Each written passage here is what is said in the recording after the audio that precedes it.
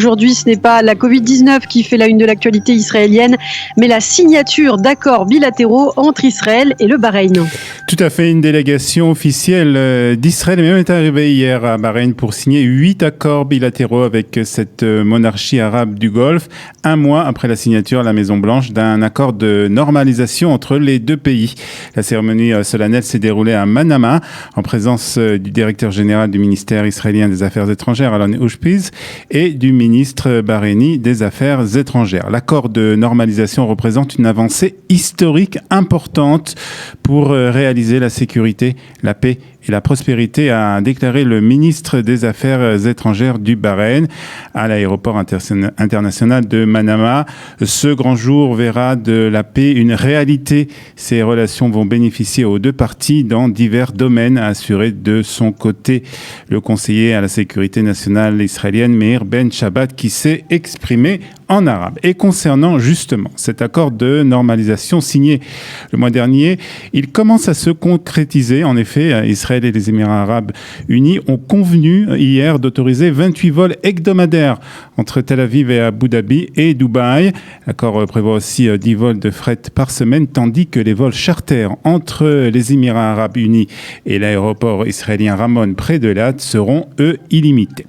Les ministères des Transports des deux pays se sont mis d'accord sur un texte qui doit être signé mardi par le Premier ministre Benjamin Netanyahu. Ça se passera à l'aéroport Ben Gurion. Un responsable israélien a aussi déclaré que les vols directs qui devaient commencer ces prochaines semaines seront reportés au mois de janvier en raison, bien entendu, du coronavirus. Et le coronavirus en Israël, 892 nouveaux cas de contamination ont été recensés ces dernières 24 heures. En Israël, baisse significative, 27 100 tests de dépistage ont été réalisés, ce qui signifie que le taux de contamination des dernières 24 heures est de 3,5%.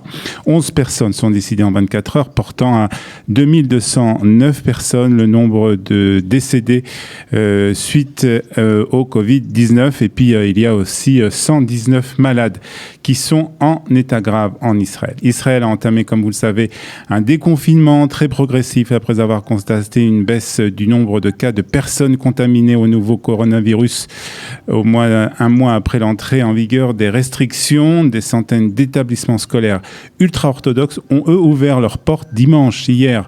Donc, malgré les restrictions encore en vigueur dans les localités où le taux de contamination au coronavirus demeure élevé. La police israélienne a toutefois tenu à désamorcer d'éventuelles tensions avec un communiqué indiquant que l'application de la loi est assurée avec les directeurs des écoles et bien sûr avec les enfants. Nous espérons que la raison, la responsabilité et le souci des éducateurs et des parents pour la santé des enfants aideront à faire respecter la loi, a ajouté le porte-parole de la police. Et puis, plusieurs hommes politiques, dont 2 ministres du gouvernement, ont demandé de leur côté que toute institution qui enfreignait les restrictions au coronavirus perde leur financement public.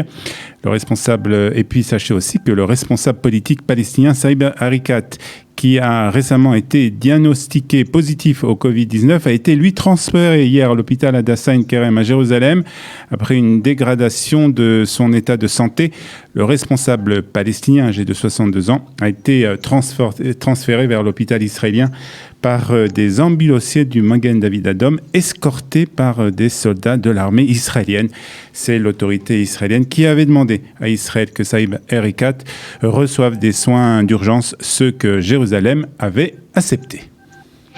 Et puis Olivier, on termine ce journal par une décision du gouvernement en faveur des femmes qui travaillent dans le secteur public. En effet, le gouvernement israélien a approuvé hier la proposition du ministre de l'Égalité sociale Meirav Cohen, selon laquelle au moins 50% des postes de la direction de la fonction publique seront à présent occupés par des femmes.